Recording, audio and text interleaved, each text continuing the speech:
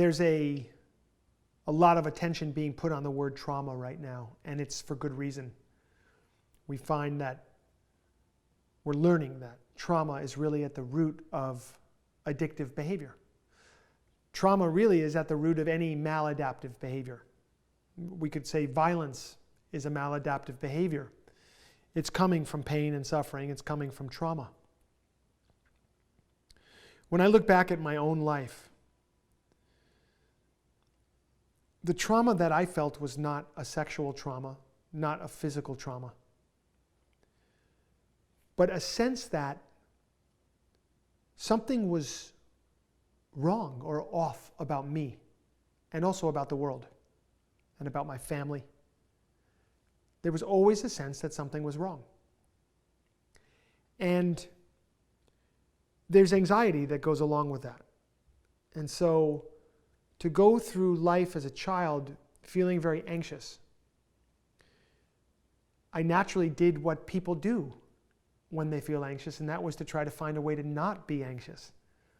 And the way that I was able to do that, the way I could take control of my experience, was food. That was sort of the first thing. So there's a trauma that comes from extended, protracted experiences of negativity. Interestingly, as we engage in addictive behavior, we add on more trauma onto our trauma, especially with chronic and severe addiction. We are literally, we are creating trauma in our own lives. That part of trauma is at our own hands. It's our own doing. When we get onto a path of recovery and we start to unravel the layers of the onion, and we're trying to get to the core, which is basically to understand, why do I behave the way that I do? How can I behave better? What could release me from what feels like a form of bondage, slavery, self-imposed? What could release me from my tortuous mind? What could release me from always seeming to want something or having that sense of anxiety? What does it for us is, first of all, to be able to dig down and understand, I've been experiencing trauma for a very long time. Some of it came because I was associated with other people who themselves were traumatized. And that trauma, their fear, their worry, their concern got passed down to me. And God, I mistreated myself so badly during my addiction. I have lumped a whole bunch of trauma on myself. And there needs to be a healing process from that. How can we do it? Forgiveness. First, we have to understand. Understanding will lead to compassion. Compassion is an important word. We'll come to it in a moment. And then compassion leads to forgiveness. Compassion creates the possibility for forgiveness to take place. And compassion really means, if we break the word up into calm and passion, it means common suffering. Common suffering. So to have compassion means to understand and participate in the suffering of another. To understand at that level. And to have compassion for oneself is to finally understand the reasons for which you behaved the way you did. And once you really understand, you really are in and a part of that suffering, the possibility of forgiveness presents itself. It's something more that really happens to us. Again, we have to take certain actions. We have to look. First of all, we have to study. What are we studying? We're studying ourselves, our reactions, our resentments, our relationships.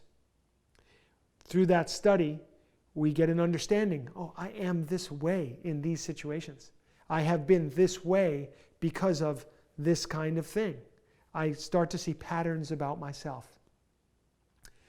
Perhaps the single most important leap in consciousness that a person could have on this path of recovery is to understand that all of life is a lesson, that it's happening for you and not to you.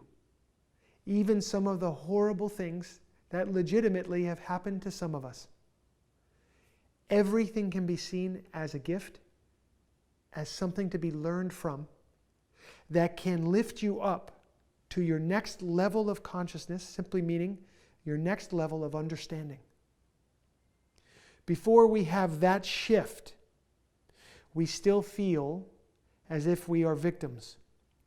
We still feel like we are on the receiving end of a circumstance beyond our control. We feel like we are swimming upstream and that maybe the world, or at least some of its inhabitants, are against us.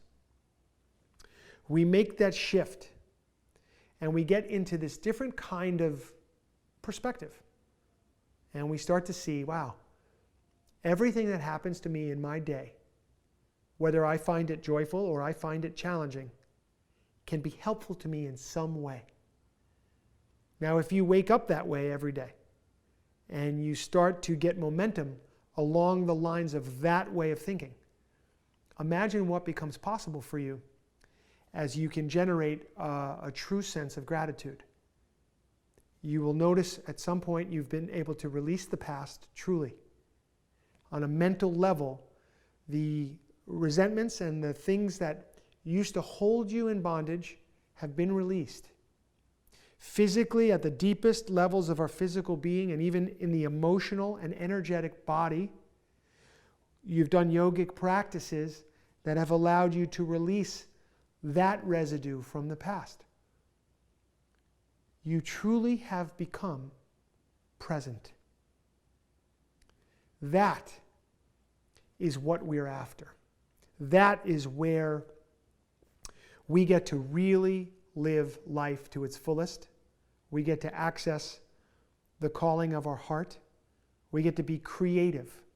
What I mean by that is we get to create through our thoughts, our words, and our actions. We get to create our life. We have a hand. We participate in the unfolding of reality, the unfolding of our life in reality. And that's the greatest gift ever. That's the gift of being a true human being. Addiction is the opposite of that. Addiction is we've lost our creativity, we've lost our spontaneity, we are enslaved at a level of consciousness where we're involved in violent and self-destructive behavior. So there is a way out. This is the good news. And yeah, I want people to understand that this journey leads to this freedom. This isn't some kind of theory and, oh, maybe it'll happen for me, maybe it won't. No, it will happen for you if you apply yourself and you look at addiction and recovery from addiction holistically and adopt a yoga practice into your life, sweat it out, adopt a meditation practice into your life, find stillness and presence, clean out the past, become a present person, and always be in that energy of surrender and gratitude. And that forgiveness piece, it really, really makes it possible to release the trauma that kept us stuck in the first place.